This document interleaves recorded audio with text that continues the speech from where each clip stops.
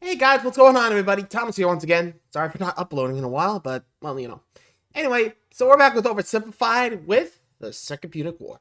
So, ironically, the last time we were with OverSimplified was on the First Punic War with the Romans and Carthage battling in Sicily. So now, well, here comes Hannibal. So, will Hannibal get his revenge? Time to find out. Be sure to like, subscribe for more. Hope you enjoy. Here we go.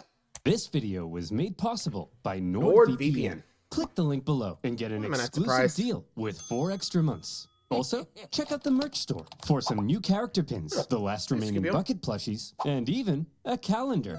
And I'm not done yet. We've partnered with U2s to bring you an exclusive oversimplified Roman consul figure. Get it while you can at oversimplified.u2s.com. But it's limited edition, so once it's gone, it's gone. So go and buy it now. Hey! What are you still doing here? I said go and buy it now! Get it later! Jeez! Back to Carthage. Alright. Our beloved mercenaries. Let's hear it.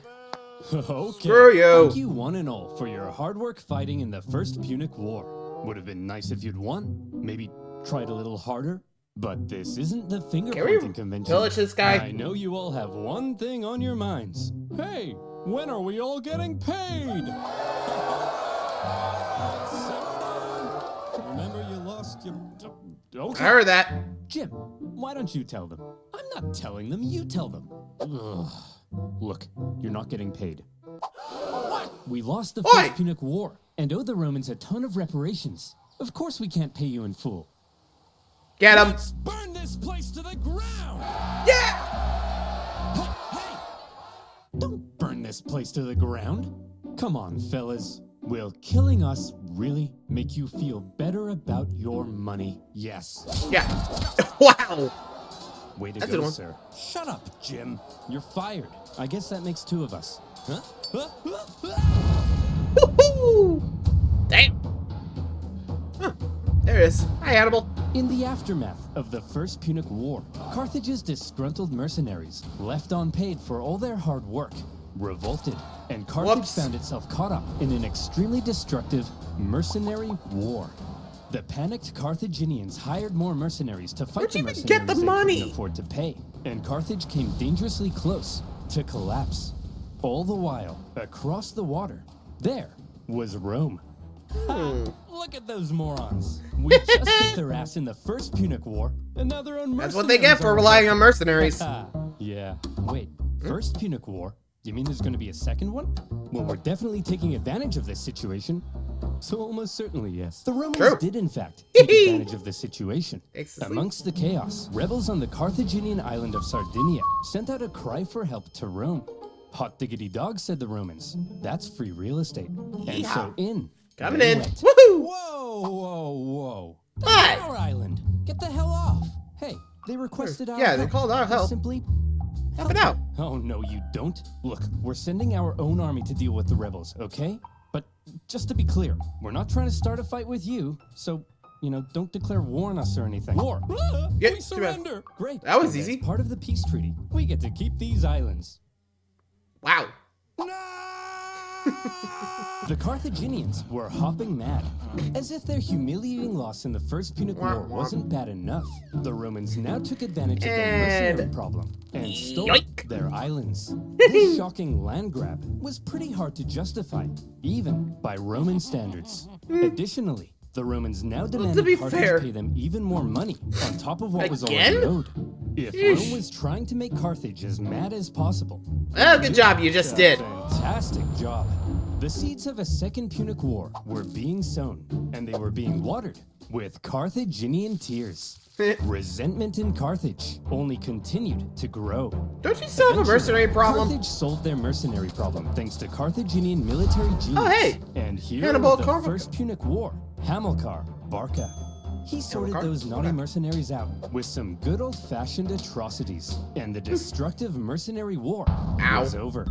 Still, all was not well in Carthage. Mere decades ago, they were the top dogs in the Western Mediterranean.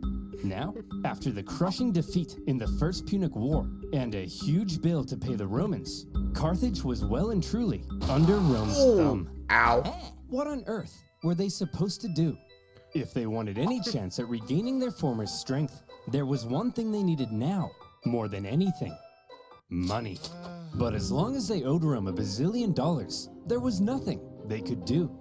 Fortunately for them, amongst their ranks, there was one big hunk of a man with one big clump of a brain. Come on in. Me! Hamilcar Barca? Yes. Wait, why do you all have the exact same voice? I have it too. That's right. Hero of the First Punic War. He's pretty much voicing everything. And the poster above my bed. Hamilcar Barca had an idea. Suppose he hasn't made one of these. Money? Well, I've got one word for you. Spain. An area filled with lucrative silver mines, from which the silver would flow like a river, and our pockets would be stuffed, like Tony's mother at a buffet. Hey! So here's my proposal. You send me with an army to Spain. I'll expand our territory, get those silver mines up and running, and we'll be able to pay the Romans back in no time. Okay. But deal. Just to check, you're not secretly raising the money to go on a bloodthirsty revenge spree against Rome, are you? Because we can't afford that. Hanno, my dear. Don't worry. I'm simply going to pay them back. Yikes. Well, that wasn't reassuring. Few in Carthage were as bitter about their loss in the First Punic War as Hamilcar Barca. 98% of his brain matter had been reallocated to thoughts of revenge. He was the other also 2%? fed up with the Carthaginian politicians for what he deemed a cowardly betrayal when they surrendered at the end of the last war. And so to be for fair, they Hannibal, didn't really going help to that Spain matters, you know? meant being able to act independently from the weak Carthaginian government, building his own strength, and then perhaps somewhere down the line, revenge. However, he wasn't going to Spain by himself. Oh. Hannibal? Yes, Hannibal. Father? Would you like to come with me to build an empire in Spain? Oh boy, Would I? Barbara, mind if I take our 9-year-old son with me? I want to implant an intense hatred of Rome in him and prepare him for a glorious campaign of vengeance. Just try not to traumatize him, dear. No promises. Yeah, I was gonna traumatize him. Hannibal would accompany his father. Watching, learning. Boy, you see that city over there? Yes, Father? That Nice. is Rome. Do you know what we do to Romans? No, No. Father. We hate them, Hannibal. We hate them with every fiber of our being. But why, Father? Can't I They just do. play with my Digimons? No, son. They took surprised it wasn't everything Pokemon. from us. Our land, our wealth, our pride. Those animals. I'll tear them limb from limb. I'll burn their pathetic city to the ground. Nice mountains over Dad? there. Hmm? I'm sorry, son. I've just Need a minute? never been so proud. Keep going. Alright. I'll slaughter their people. I'll cut off their faces and wear them as masks. So I'm guessing Spain over there After and... taking Hannibal to the Temple of Baal and having him swear an oath never to be a friend of Rome, off Dad and son went for their lovely beach holiday in Spain. But Spain was already inhabited by many Iberians, tribespeople, Celts. and when Hamilcar suddenly Celts? showed up in their territory, they were like, "Hey, who the hell are you? What are you doing here?" "I'm teaching my son how to become a warrior like me." "Aw, well that's sweet. Well then, little guy, let's see what you got." Wow. Good boy. As Hamilcar got to work Damn, fighting just the tribes of Iberia right down the and middle. expanding Carthaginian influence, Hannibal became a child of war, even earning battle scars from a young age. Ouch. And he grew to become a great military leader himself, Come on. making his father very proud. Come "I love you so much, son." "Dad, not in front Not of the now. enemy." Just shut up. "You killed that guy so well, son."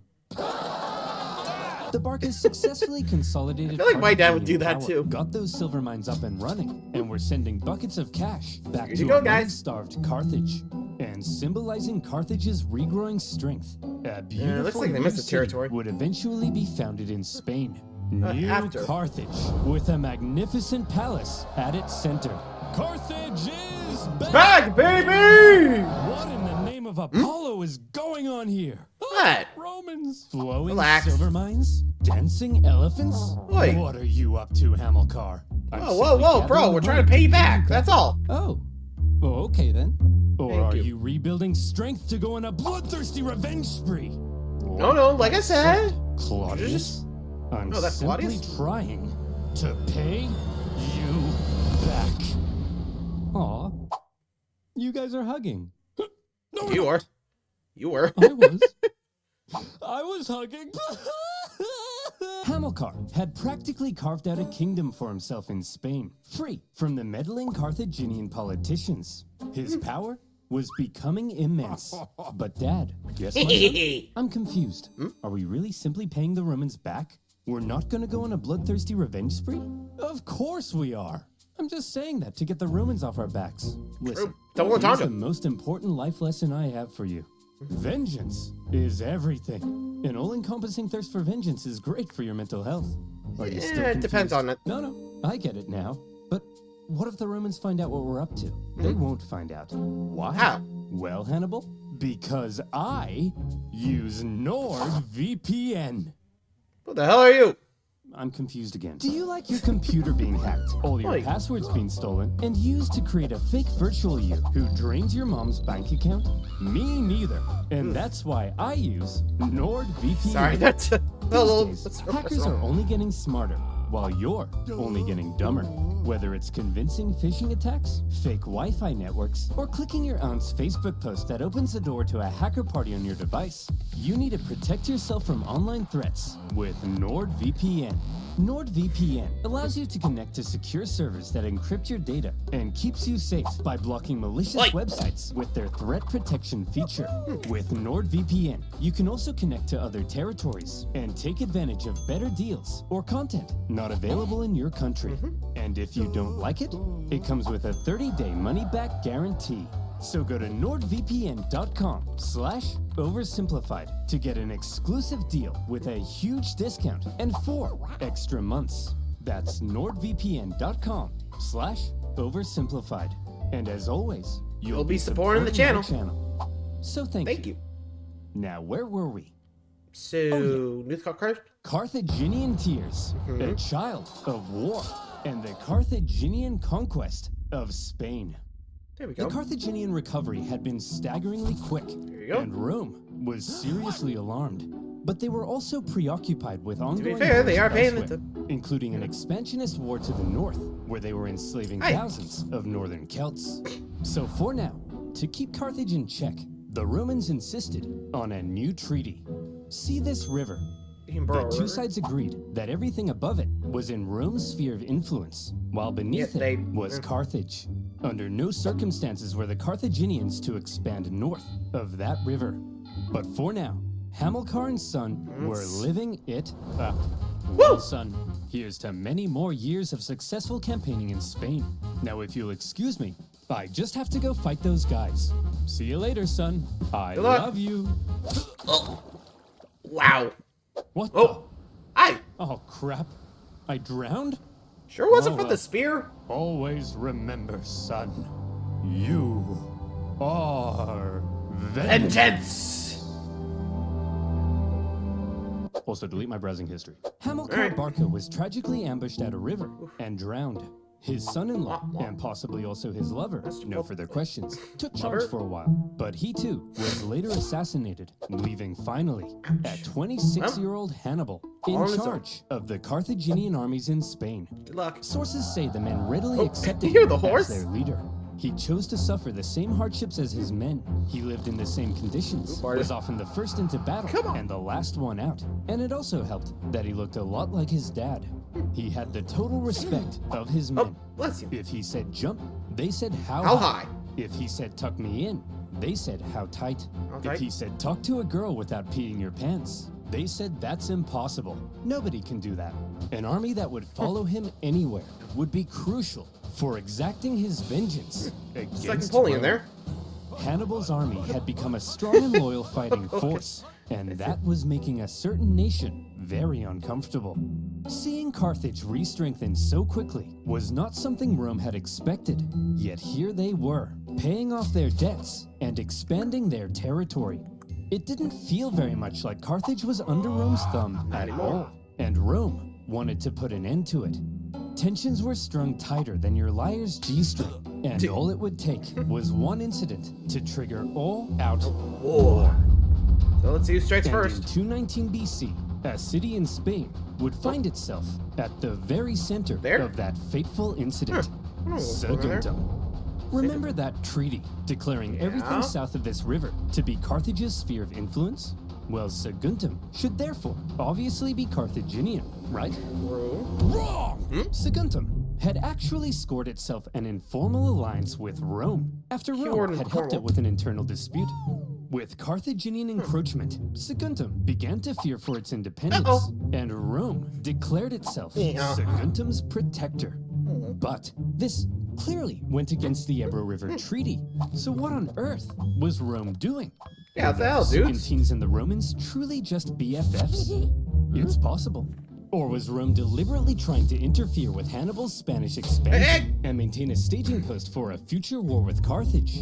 Wouldn't be surprised if it was. More likely. And Hannibal certainly viewed this Rome-Saguntum alliance as an outrage. Yet another example of Roman arrogance. At first, he left Saguntum alone. But having learnt from his father to hate all things Roman, and having inherited his father's dream of bringing Rome to its knees more and more, Hannibal may have begun to see Saguntum as an opportunity. Could this controversial alliance be just what devilish little Hannibal needed to kickstart a second war with Rome and restore Carthaginian dominance? It's even possible that Rome were also using Saguntum to goad Hannibal into a fight, so they could go and kick him out of Spain. And as the two giants began gearing up for round 2, the poor people of Saguntum had no idea that they were about to be crushed in the collision. Hey, your alliance with Saguntum is an insult, and we won't stand for it. They're our friends, Hannibal, and if you lay a finger on them, it'll be an act of war. Yeah, Hannibal, back the hell off. War, eh? Back the hell off. I might just besiege their city and massacre their people. I hope you do, Hannibal. Find out what happens. Yeah, we hope you do, Hannibal. Wait, what? They're like, hold on, what the hell? Okay. No, guys. Okay, guess I'll do just that. Consul, we look forward to it. Excuse me. You're gonna protect us, gonna protect us. Consul. Guys. Oh no. To top it all off, Here it comes. When the Saguntine people made the genius decision of raiding into Carthaginian territory, enough was enough. In an action that was guaranteed to provoke the Romans into war, They struck first, Hannibal so besieged the city. revenge. The siege of Saguntum lasted 8 cruel months before Hannibal broke through the city defenses and turned Saguntum into a killing field. It was a massacre. What the hell?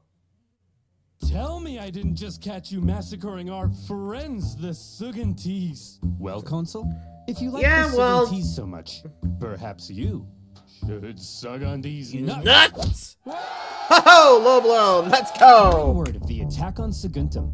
To be fair, Saguntum struck first, so. And all eyes were now fixated on what would happen next, as Rome sent a delegation to Carthage, led by one of the most highly esteemed Roman senators, Fabius Maximus. Hi, Fabius. He demanded an answer for Hannibal's sins. All right, listen up, scum.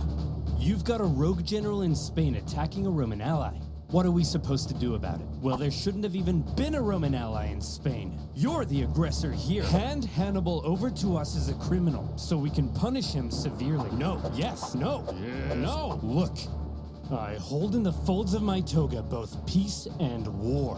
Which one should he I really drop? said this? Cool. Whichever one you want. Then I choose war. That's a little phallic there, huh? The Second Punic War had begun. It's on. Pack it up, boys. We've got them. We already destroyed these clowns once, and we were the underdogs. Now, we're the overdogs? Hot dogs. Exactly. This is gonna be easy. Here's the plan. Consul Longus, you take your army and sail straight for Carthage. Burn that city to the ground. And Consul Scipio, you just head on over to Iberia and make sure this Hannibal guy doesn't do anything crazy. I mean, what's he gonna do? Cross the Alps? Yeah, about that. Going to what? Cross the Alps. We're going to what? I just told you. Yeah, we Hannibal just said. will freeze to death. Trust me, Jerome. The Romans are expecting us to fight the same way we did last time. Passively, taking no initiative. They think it's gonna be easy. So this time, we have to be aggressive. We have to go on the attack. It sickens me to say this, but this time, we have to be a little more Roman. You mean we're gonna take poops and baths together? But I'm insecure about my hairy legs. No, No, not that. we're gonna take the fight to them. Think about it. Rome thinks they're simply going to invade us and win the war. So when they suddenly find themselves being invaded from the north, they'll freak out. Like Tony's mother, when the buffet runs out of shrimp. But I got to admit, it's actually kind of genius. And my hairy legs will insulate me from the cold. That's the spirit. There we go. Let's you go. have my sword, and my spear, and my legs. Dude, Ugh. too much. Hannibal's plan, a daring alpine trek to surprise the Romans, was a bold but risky strategy. If it paid off, he could catch the Romans with their hands down, but he could also end up losing a ton of men and supplies in the hostile mountain conditions. I suppose he didn't think of like just sailing, but then again, hard to get in there. And some vengeance in his belly. Hannibal brought his force of almost 100,000 men across the Ebro River. They spent months on the road, trekking through the cold, hostile mountain conditions. And when they finally reached the other side, they said, "Hooray! We did it! We crossed the Alps." That wasn't the Alps. Those are were the Alps. Yeesh. We're dead. Charlie Brown cry. Okay. The army then had to pass through southern Gaul, a vast territory filled with tribespeople, many of whom were hostile to Hannibal's presence. His journey to the Alps was an ordeal in itself, as he was forced to fight his way through and incurred pretty hefty losses before even reaching the mountains. Oof. His plan was almost stopped in its tracks entirely, as the Roman consul Scipio, on his way to Iberia, discovered Hannibal was right on his doorstep. Suddenly, Hannibal's journey became a race, as he rushed to get his massive army across the vast Rhone River before the Romans could intercept him. The crossing was chaotic, with the panicking elephants causing several men to drown. And the first combat of the war occurred when small scouting parties from each side encountered one another. When Scipio finally caught up to Hannibal's position, what he found was an empty Carthaginian camp. Hannibal had slipped through his fingers. The Roman consul Scipio felt the weight of the situation. Quite unbelievably, Hannibal was going to cross the Alps into Italy, and the Romans had no idea where he would emerge. For the first time, a Carthaginian force had the Roman homeland under threat. Scipio sent his men onto Iberia as planned, but he himself rushed home to raise a new army so that if Hannibal survived the crossing, Scipio would be there, waiting. Would you look at that, boys? We're here! The Alps! Although it is a little later than I expected. Yeah, it's kinda chilly. We'll set up camp here and wait for spring, right? It's way too cold, right? Hannibal? Hannibal? And off they go. Hannibal's famous crossing of the Alps was brutal. It was already autumn, and the men suffered terribly. It was cold. Men would fall off the sides of icy cliffs. They starved. They fell off the sides of icy cliffs. So many cliffs. They had to eat their pack animals and would finish off dying comrades in order to take their clothes for extra warmth. And then they would fall off the sides of icy cliffs. Not again! Imagine an army of 50,000 men with all of their horses, supplies, and 37 elephants trying to navigate the most hostile mountain range in Europe. And it wasn't just nature that they were up against. Tribespeople lived in the mountains, and they couldn't believe what they were seeing. A tribe approached Hannibal and said, "Hey man, geez, that's some nice armor. What is that, gold? Man, I'd really like that armor. Hey boss, they've got food as well. Shut up, be cool. Hey, why don't you let us guide you through this narrow gorge? We're not gonna kill you or nothing. Just walk right on through there. We're not gonna kill you. It's just right this way. We're not gonna kill you." Hannibal's army were forced to fight their way through the gorge as massive boulders rained down on them from above. Some clever reorganization of his line helped them survive, and they were able to fend off the opportunistic tribes. But losses from the constant attacks were heavy. As the journey continued, men who went over the sides would get stuck on the ice sheets below and had to make a grisly choice between starving to death or just getting it over with. When the deeply demoralized army reached the summit and rested for a couple days, Hannibal tried to lift their spirits with a rousing speech. Look, men, down there, it's Rome. These plains stretching out in front of you are bountiful with food to eat and Romans to kill. Move, Bessie! Not now, Betsy. You have just climbed the walls of Rome. The hard part is over. From here on out, it's all downhill, and nobody else will die. Except for them. The rest God of us damn it. here, Yeah, no what? one Stick to your dies. Hannibal just in case. Uh-oh. Starting now. Guys, a little closer? Please stop. Okay. We good? Let's go. Oh, come on! As it turned out, the descent was as deadly as the way up. With the cold really starting to set in, the path became even more narrow, and at one point, the men spent 3 days in the freezing cold repairing a collapsed road. When they finally reached the bottom, Hannibal said, "Look, guys, We made it! Oh. Well, I thought it went really well. When Hannibal left Spain, he had about 100,000 men. By the time he reached the Italian plains, his numbers had dwindled to about 26,000. Yeesh. He Really a now fifth of the caught in original enemy army. territory without a supply line or source of reinforcements. Yeah, And you're gonna any need some elephants help. who had survived to this point were almost certainly traumatized. So what on earth? And actually, I think I remember this, but wasn't there a point in the Alps journey that Hannibal was trying to get that speech and said, like, the ice was solid, and to prove it, like, struck the ice with a cane or something?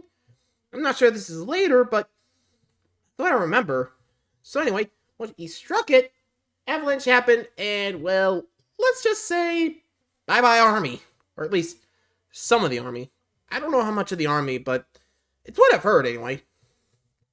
Though, yeah, like I said, he actually lost a lot more to the Alps than he should have if he didn't struck the ice. Which, whoops. I think he actually included the elephants in the statistic of, like, avalanche victims, but, like I said, I'm not too sure, so, anyway, back to it. Earth was Gotta point Hannibal out. up to? This supposed military genius had just led a starving and weakened army right into enemy territory. Any modern general who lost half their men to mountains would be In this case, immediately fifth. fired and possibly even depantsed on live TV. Here's the thing. While Hannibal may not have planned on losing quite so many men, he had almost certainly expected considerable losses, and he always had a plan for how to replace them. Need men? Northern Italy was full of men. Oh yeah, the Big, Celtics. burly Celtic men. All the men Hannibal would ever need to beat off Rome. And These the Celts supplies? were filled with resentment, having only recently been conquered by Rome. Hannibal hoped to be seen as a liberator, convince the Celts to cut ties with Rome, and instead join him in crushing Rome. That way, he could gain a source of reinforcements and supplies right in Rome's backyard. Will it But work? sir, in order to win the loyalty of the Celts, we would need to make a seriously favorable impression on them. How do we get them to like us? Kill them. One of Hannibal's first actions in that's Italy not gonna was work. to obliterate a nearby tribe who wouldn't join him. This sent a clear message to all the other tribes. It was his wrath they should fear, not Rome's. The realization that a Carthaginian So basically, army either had just invaded join them Rome must or have been Hannibal. shocking You're pretty for much the stuck in a rock Romans. and a hard place. But when they looked at this ragtag group broken by the Alps, they couldn't have felt very intimidated.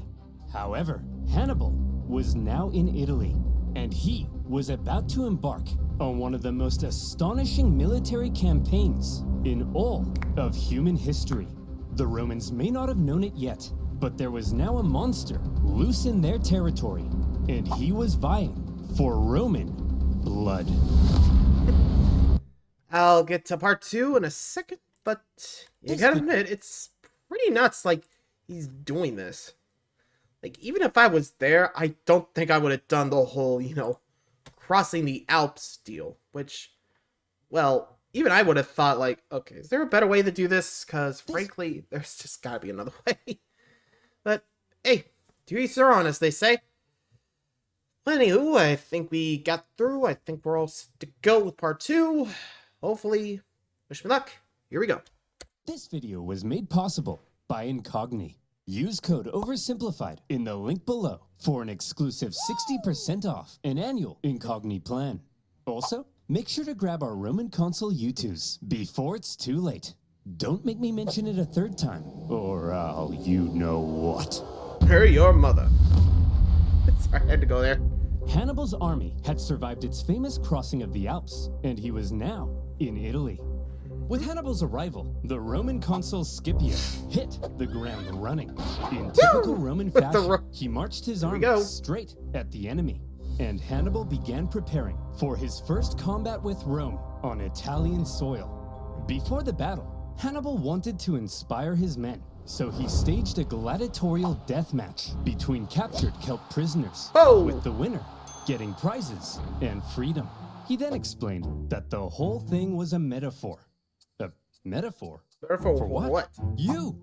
These warriors are you! You're trapped in Italy with no escape. Your only choice now is to fight and win. What about the dead guy? That's you if you don't win. And the prizes? That's what you stand to gain by winning. And the fact that I've soiled myself in all this excitement? That's just gross. Not part of the metaphor. Okay. Hannibal also smashed in the head of a goat. Again, for inspiration. Scipio, on the other hand, now arriving in the area, opted for the more classic route of a rousing pre-battle speech. Look at them, men. Weak, starved by the Alps, while we are the strongest military in the world. This will be easy, like 10,000 horse-sized ducks fighting a baby-sized baby. It'll be like Mike Tyson in his prime, kicking a baby. A tug of war between 10 sumo wrestlers and a baby? Help me out here, Ralph. A baby, sir? Yes, that's it. A baby. The point is, there is absolutely no possible way we could lose a battle this easy. So, 3, 2, if 1. everybody's ready, on my mark, charge! Here we go. And they're out. There we go. Run me alive! The Battle of So what happened? Was over almost as soon as it had begun, as the Romans found themselves completely outmatched by Hannibal's famed lightning-fast Numidian cavalry, the cavalry. Key element in Hannibal's devastating double envelopment tactics. In the chaos, Scipio was wounded. Thankfully, according to some ancient writers, his handsome 17-year-old son, Scipio the Younger, saw his father fall. Scipio the Younger supposedly saved his father, and in the process, earned himself a lot of daddy's kisses. The Romans ended up fleeing the area, destroying the bridge behind them as they went. For a nation so overtly confident in victory, believing Hannibal to be an easy kill, the Romans found themselves running away with their tail between their legs. Yep, pretty much. It was humiliating. And you know who thought so as well? Carthage? The Celts. They began flocking to Hannibal's side, just as he'd hoped. Even Celtic troops fighting for Rome in the Roman camp began to reconsider. Man, I'm thinking we should try to join Hannibal. I hear you. Maybe we should bring him a gift. What do you think he'd like? Oh, I know. Hey, Hannibal, we want to join your side and we brought you a present. A gift? For me? I hope it's Roman heads. Oh, please be Roman heads. Roman heads? Hey, Roman heads! How did you know? Running away from Hannibal was humiliating. Can you imagine it actually was true? I know he's doing this for like the funny veil of you, but come on. You gotta admit, if I learned that Rome that just conquered us was pretty much trounced by this guy, I'd probably do the same thing. Be like, huh, this guy must say he's a Roman, so let's get him. Anyway, I mean, you gotta admit, Celts are good. Anyway, let's see if Scipio can bounce back. Leading enough, but having dozens of Romans beheaded in the night. Now that's embarrassing. Brutal. Ticinus had been a relatively small battle, but the psychological impact it had early on was pretty much huge. There goes that it was only just elephant a of taste vulnerability. of what Hannibal was capable of. Despite the shocking initial loss, however, Rome still didn't seem to fully understand the danger posed by the monster now loose in their territory. Seriously? The Senate just lost a major full of battle. Excuses. It's those traitorous Celts. That's why Really? we lost. Yeah, and it was a cavalry battle. Wait until Hannibal faces our almighty legions. And our What's his consul is legions? What? bold. Once he faces our other fully follicled consul, then he'll Longus? really pee his pants. That other consul, We'll see. Longus, had been in the south all this time, preparing to invade Africa. He had seen some success, even capturing Malta. But then he heard the No news. dice. Hannibal's the hell? in Italy? And Uh-oh. I'm being ordered home? But I was gonna be the big boy. I was gonna invade Carthage and win the war. Well, you can be a big boy at home. No! Does somebody No! need a nap, sir? No! No! No! And so Longus brought his army on the long journey north. When he arrived in the area Oh, welcome to back. decisively neutralize Hannibal, the two Let me guess, consuls Hannibal joined their just- forces together, creating a double consular army. But the two consuls weren't exactly on the same page. Uh-oh. Having a nice rest there, old man? I'm wounded, Longus. Pathetic. You don't understand. He's more dangerous than we thought. Maybe for you. Whoops. Oi. Listen, we can't just march straight at him like we normally He's gonna do. We need march to straight. train our men through the winter, and we'll try again in spring. Sorry, I don't take advice from a bowling ball. Wow. I'll kick your ass, Longus. Any day now. I'm coming. Just you wait. Oh, Scipio, you feeble old man. Scipio was apparently quite cautious after his recent encounter with Hannibal, while Longus, I mean, you can see he got double enveloped. Can you couldn't blame me? wait to give Hannibal a swirly. So who would get their way?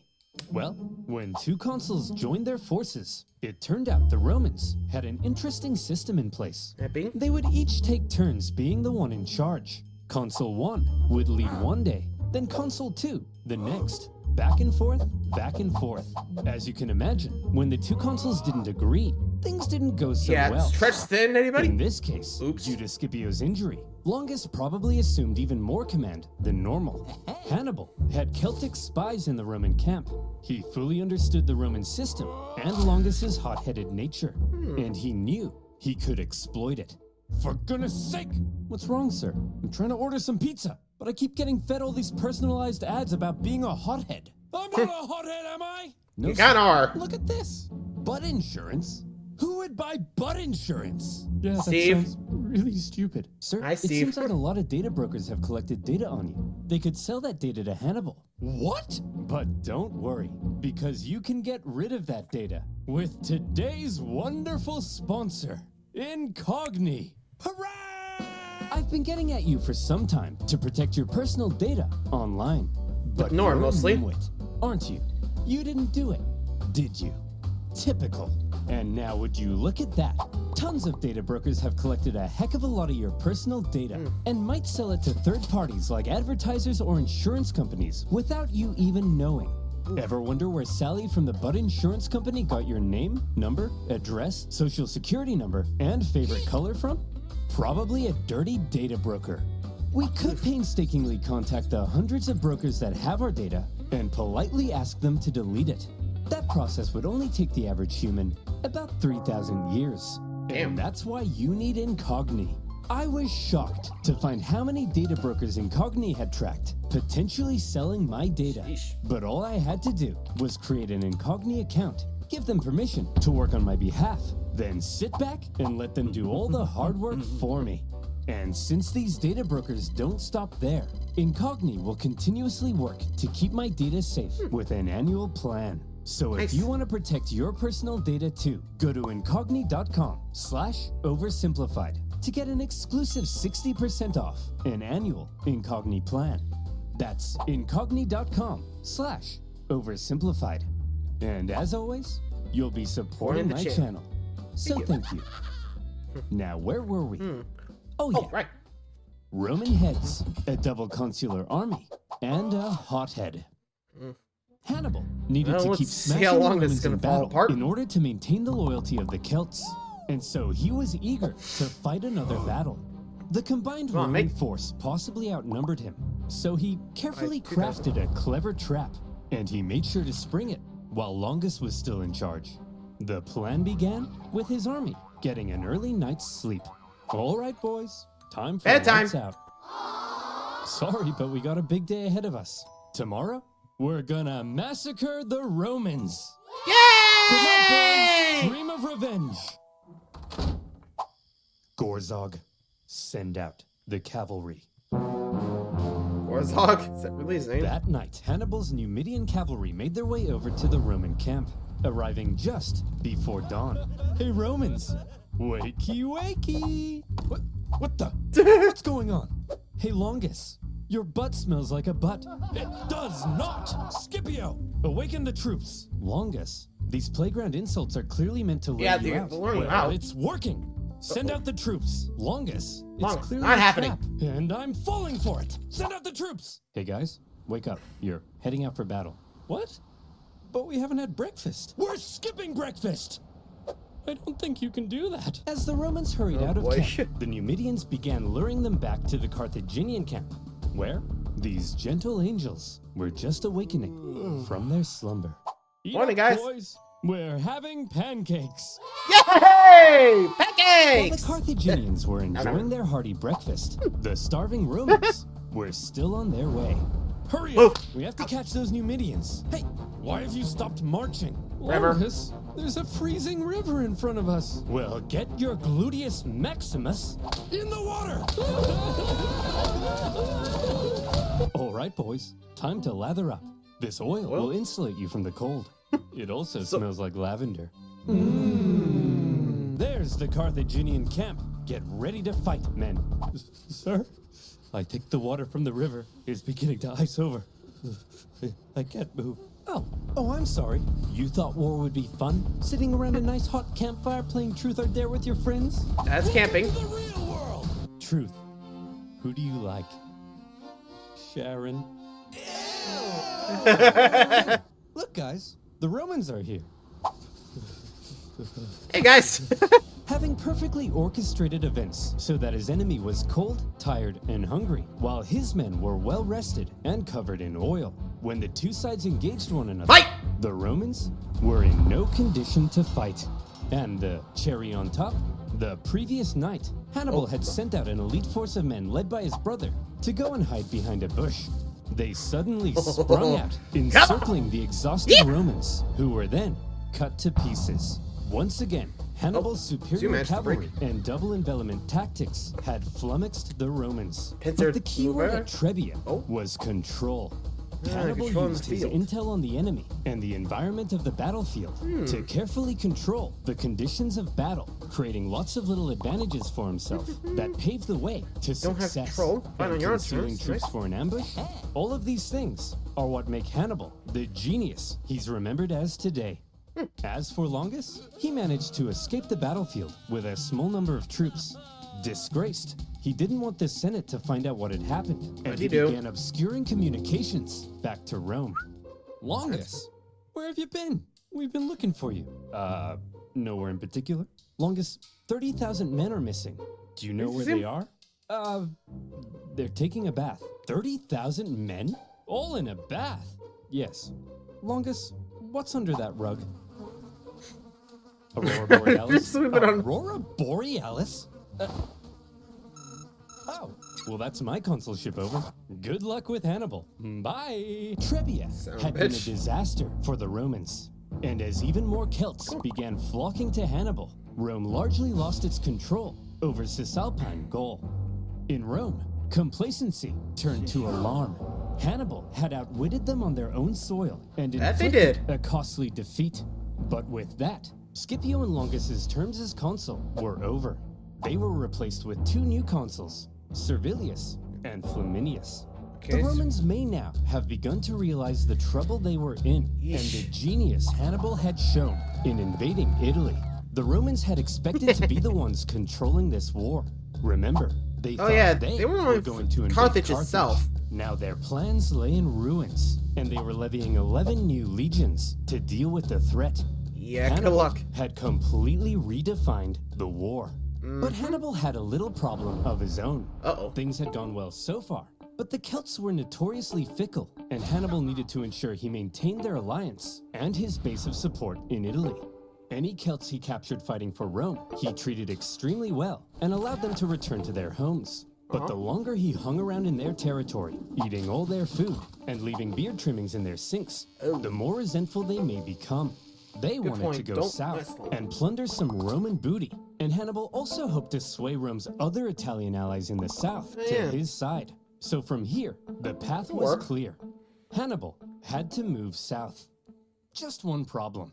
There were two main routes Hannibal could take to move south. Easier route And wouldn't you know it, that's exactly where the two new Roman consuls had taken fortified positions. If Hannibal tried to move on them, he'd be fighting from a disadvantaged position and could be bottled in. There is a third option.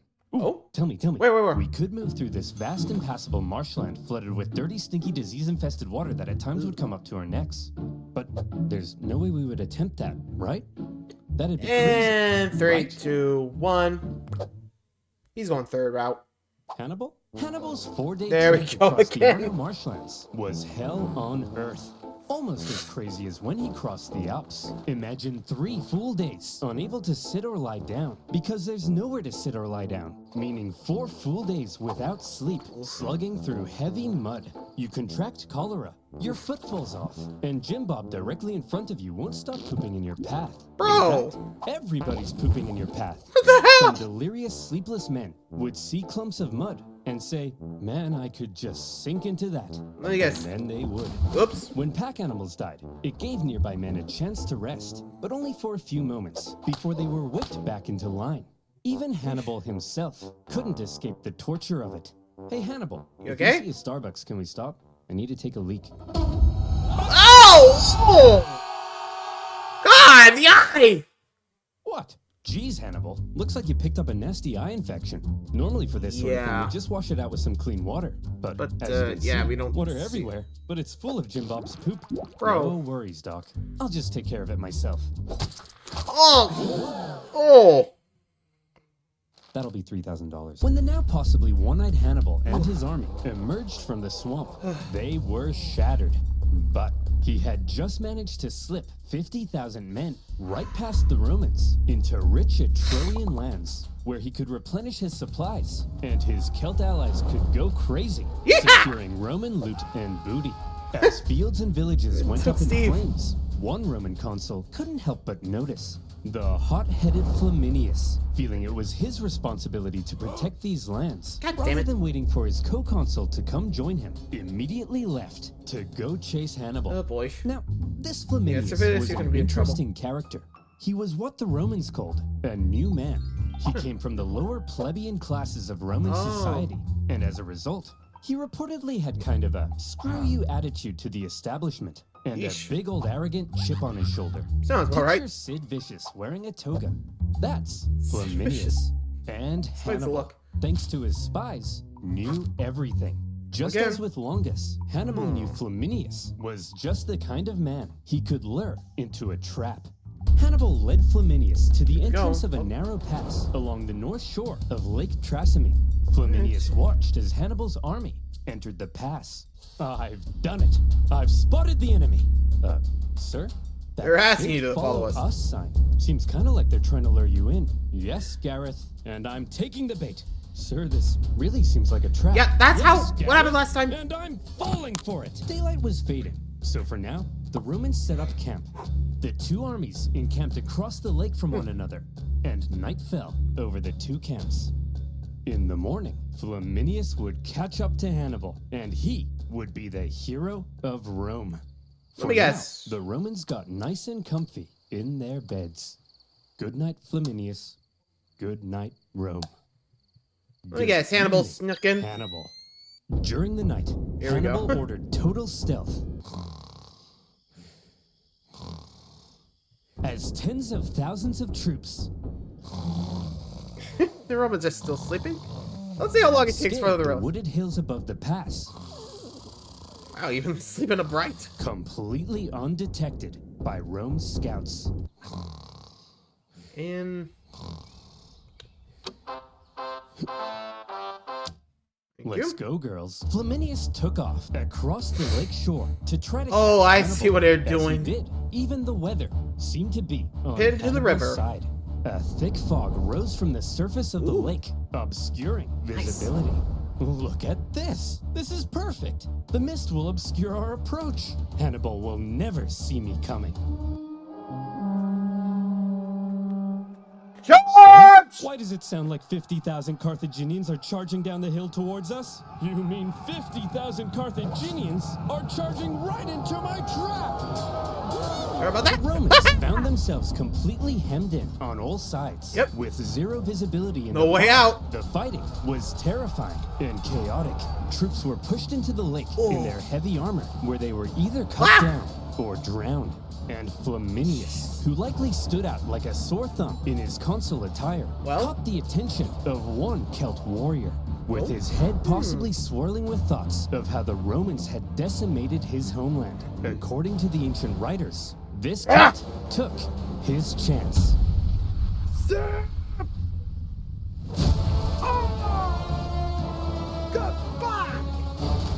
In the 3-hour-long massacre, 15,000 Romans were killed, and an equal number captured.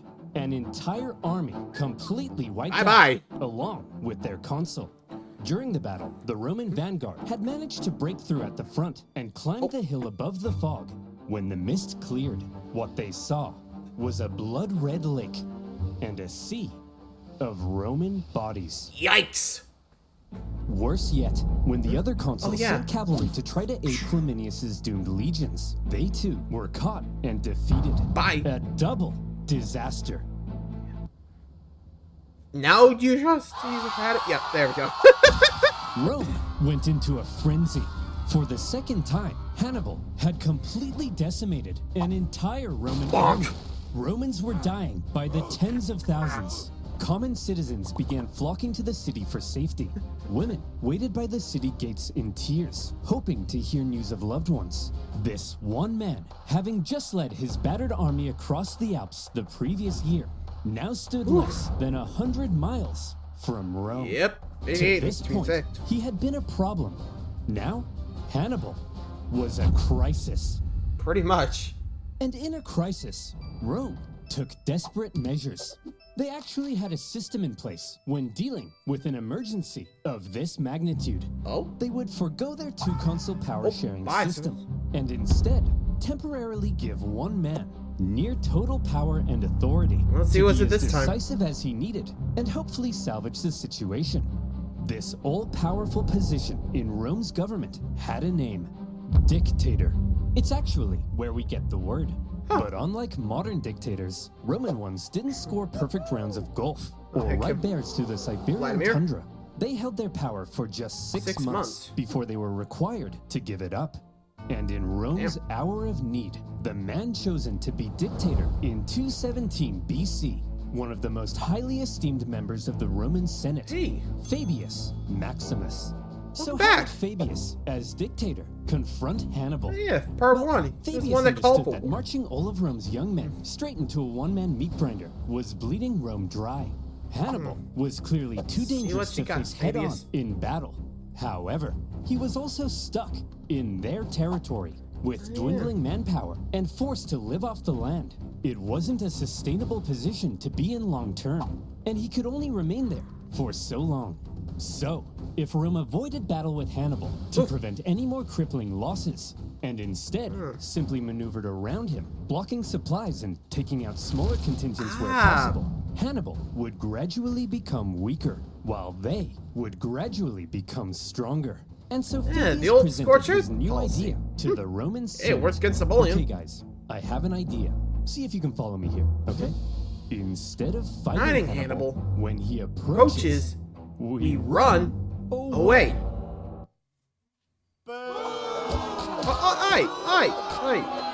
Fabius's strategy couldn't have been any less Roman. Romans were meant to march headfirst into battle, not run away from it. It seemed cowardly, and Fabius was extremely unpopular. At this point, Hannibal was continuing south. He had to stay on the move to keep his army fed, and he was still aiming to undermine Rome's alliances in the south.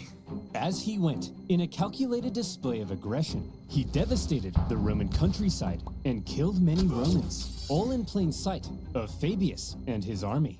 We're just gonna stand here? Yes. Are you a coward? No. But Fabius, that's my farm. Well, MacDonald, thank you for your sacrifice. You're a hero now. Think of the stories you'll tell. Old MacDonald had a farm. Nice. Shut up. But you know who else hated Fabius's strategy? Hannibal. He understood the danger he was in. Turning Rome's allies against her required Hannibal to keep smashing the Romans in battle. He couldn't do that if Fabius wouldn't fight him. Multiple times, Hannibal tried to goad Fabius into a fight, but Fabius wouldn't bite. Failing that, he tried to turn Rome against Fabius. According to the writer Livy, he burned down all the farms he could, but any farm he learned was owned by Fabius himself. He left well alone. Hey, Fabius, why isn't he burning down your farm? You got some sort of a secret deal with him? Nope. But of course not. Hey, Hannibal! What? What now? Burn my farm too, please! Nah. Burn my farm too, please! No! Remember our secret deal! Oh. Well, you got to admit, he's a genius. Hannibal's problem, however, was that he had to stay on the move to keep supplying his army from the local lands. At one point, he entered Campania, one of the richest regions of Italy. Great for resupplying, and great for showing up Fabius in front of Rome's South Italian allies. But he was caught in a valley, and Fabius quickly moved to block his escapes. Haha! We've got him! After he's used up all the valley's supplies, he'll starve. Sir? What are all those lights leaving the valley? Is he trying to escape? Lights in plain view? Well, that's a trap if I've ever seen one. And we're falling for it! Suspecting God damn it, Fabius guys! refused to budge. But other Romans in the valley rushed to confront Hannibal, only to find the Carthaginian army was actually just a herd of oxen with torches tied to their heads. They then found themselves caught in an ambush. With the Romans distracted, Hannibal's army was able to slip away into the night. He's running. Unopposed. Classic Hannibal. For all his inaction, the dissatisfied Romans mockingly dubbed him Fabius the Delayer. But the thing is, Fabius's strategy was probably the best thing he could have done. He was right that constant encounters with Hannibal were bleeding Rome dry, and the time he took allowed Rome some breathing room to recover their forces when they desperately needed to, while putting Hannibal into an increasingly more difficult position. Modern historians view Fabius's strategy as generally a good idea. To this day, the act of not engaging an enemy, but instead gradually wearing them down, is still referred to as the Fabian strategy. But when Fabius's term finally came to an end, the Senate couldn't have been happier. It was time to start fighting again. However, they probably had a little chat about how they were going to go about it. See, Hannibal's tactics up until now had been very sneaky. Or, if you're a Roman, you might say cowardly, dishonorable. I'm sick of it. Every time we try to take this guy down, we march straight at him. But then, oh no, Hannibal's hiding in a bush. Hannibal's got 30,000 men up a tree. At this point, I'm not convinced my wife isn't just Hannibal wearing a disguise. Look, this time, we obviously have to switch something up. Now granted, we're Roman, so we're gonna march straight at him without thinking. That can't be helped. It's in our blood. So, what now? I have a proposition. This time, when we march straight at him, we do it with a massive army. I'm talking like 80,000 men. It won't matter what kind of I don't think that's gonna work. He can hide in all the bushes he wants. There's no way he can possibly beat off 80,000 men. Grow up. You know what I mean? And so it was. With two new consuls, Rome put together a massive army, the biggest Rome had ever fielded, to put Hannibal away once and for all. To gather the men required, 2/3 of them ended up being completely inexperienced. But how much experience does it take to be expendable war fodder? As this massive army set out in the summer of 216 BC, the Romans knew they needed to win this battle. Just one victory over Hannibal would likely be enough to end his entire campaign. And this time, their overwhelming manpower gave them confidence they could do it. Hannibal had taken position at the town of Cannae, where he had captured an important Roman supply depot. With Fabius gone, Hannibal knew a battle was likely coming, and he was eager to fight it on his terms. But when his men looked out at the Roman camp, they couldn't believe what they were seeing. That army's huge! There's no way we can possibly beat off all these men. How are we gonna beat off all of these men? I think he's right, Hannibal. Hannibal is then said to have replied, Gisco, my friend, don't worry. There may be a lot of them, but amongst their ranks, there's not a single man named Gisco. This joke was apparently so funny that his officers began to laugh and laugh. And when his men in the camp heard the laughter, they were like, hey, they're laughing. I guess that means we're gonna win the battle. Yeah! Yay! As for the Romans, the consuls were another pairing between an inexperienced hothead and a wise scholar. Although the main historian from this era was good friends with Paulus's family, so take that with a grain of salt. On his day of command, the rash and hasty Varro, despite the apparent pleas from Paulus, sent the army out for battle. And when Hannibal saw this, he did the same. And here comes the single largest battle of the Second Punic War, and one of the most renowned battles in history. The infamous Battle of Cannae. In all the pre-battle maneuvering, Hannibal was able to ensure his army was fighting from the south. This meant the seasonal dust-carrying winds were to his back and blowing directly into the faces of the Romans. Right in the eyes. Like I said, control. After 2 years in Italy, Hannibal's infantry had dwindled to about 40,000. The Romans possibly outnumbered him 2 to 1. Their army was so big that their maniples stretched far deeper than they normally would. The Romans planned to charge Hannibal's thin, weak line like a battering ram and break it. They also chose a narrow battlefield in the hopes it would prevent Hannibal's far superior cavalry from being able to outmaneuver them. They wanted an honorable battle where pure strength Hannibal's rather than trickery would decide the outcome. If Hannibal had his say, however, trickery might end up having a lot to do with it. He ordered his line to position themselves as an outward bulge, with his weakest troops at the very center. Just behind them, out of sight from the Romans, stood the elite Libyan infantry, waiting for their moment to strike. Come on. The battle commenced as the massive Roman troops smashed into the Carthaginian center. The shape of Hannibal's line ensured the overwhelming weight of the Romans hit his weakest troops first, and they were pushed back. Hannibal's outward bulge reversed inward, with the Romans being funneled in towards the weak center. Up to. Hannibal had positioned himself at the center to encourage the troops to hold out as long as possible against the Roman onslaught, because while the Romans were unleashing carnage on the center, Hannibal's cavalry needed time to do their job. The heavy cavalry on the left, after a barbaric fight, sent the Roman horse packing, with the consul Paulus even sustaining a severe head injury. He managed to move into the center to keep the battle going. Then, the heavy cavalry turned and approached Varro's cavalry from behind. At the first sight of the coming Carthaginian envelopment, Varro ordered his horsemen to flee the battlefield. The Carthaginians had won the cavalry battle.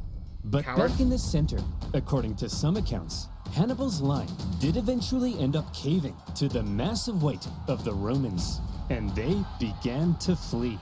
The Romans pushed deeper, and organization within the army likely broke down as they became a giant mass, trying to massacre the fleeing Carthaginians. They didn't realize that they were playing right into Hannibal's hands. At that moment, Hannibal's elite units, having done no fighting yet, and therefore fresh as a daisy, turned and smashed into the Roman sides. Many of these troops were wearing Roman helmets and armor they had picked up after previous battles, and the confused Romans may not have even realized they were the enemy. As Hannibal managed to regain the composure of his center and encourage them back into the fight, the Carthaginian cavalry swooped in from behind. And look at what lies before you. A military general's wet dream. The total encirclement of a much larger force by a much smaller force. The Romans were trapped. Hannibal had unbelievably managed to use their own superiority in numbers against them. Rather than simply encircling them, he had actually allowed them to use their own immense power and push themselves into an encircled position. This was the genius of Cannae. Nice. And with that, the annihilation began. For hours, the Carthaginians slaughtered the helpless Romans from all sides. The terrified Romans were so Probably tightly should have packed listened to that at Scipio there. times they couldn't even lift their arms to defend themselves. And goodbye. The killing went on so long that the Carthaginians became exhausted from the non-stop massacre. And by the time the butchery came to an end, the grim toll spoke for itself. To Hannibal's several thousand lost, the 8,000? Romans suffered 60 to 80,000 dead or captured. Yet another entire army wiped out by Hannibal. Many high-ranking Romans met their end at Cannae. Polis, for one, but also 80 senators and more. It's been estimated that 20% of Rome's male population, aged 18 to 50, died at Cannae. This was it. Hannibal's vengeance. The stunned Carthaginians, as they searched for their own survivors among the dead, couldn't believe the sight of it.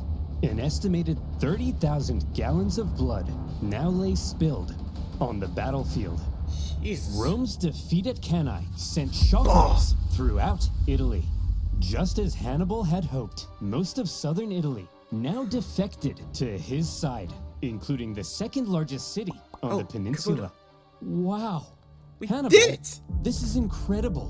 What could possibly come next? Next? Jim Bob. I've killed 150,000 Romans. I've turned her allies against her. That's it. That's vengeance. So let me tell you what comes next. Rome surrenders. Their territories are reduced. We'll see. We recover our lost islands. And Carthage dominates the Mediterranean once again. But sir, what if they don't surrender? Jim Bob, did you miss what just happened? Of course they're gonna surrender. Throughout his campaign, Hannibal had shown himself to be very adept at reading the Roman mind. But if he now thought that Rome might surrender, it was the first time he severely underestimated them. And he was about to discover an extremely inconvenient fact about Rome. Rome never surrenders.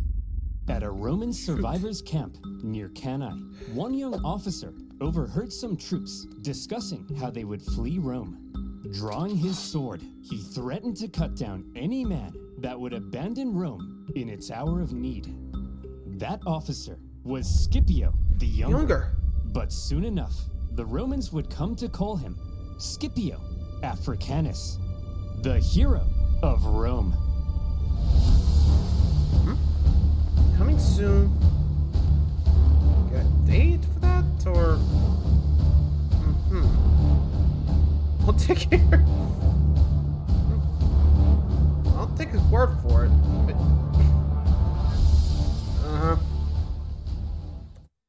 I'll believe it when I see it, OverSimplified. I'll believe it when I see it.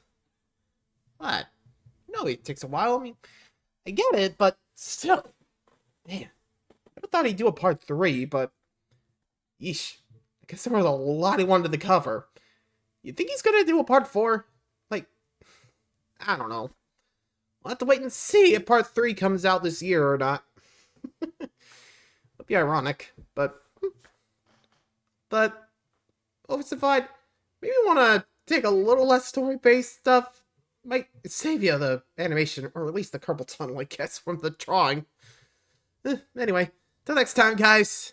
Thanks for watching this one. See you for part 3 when it comes out. See ya.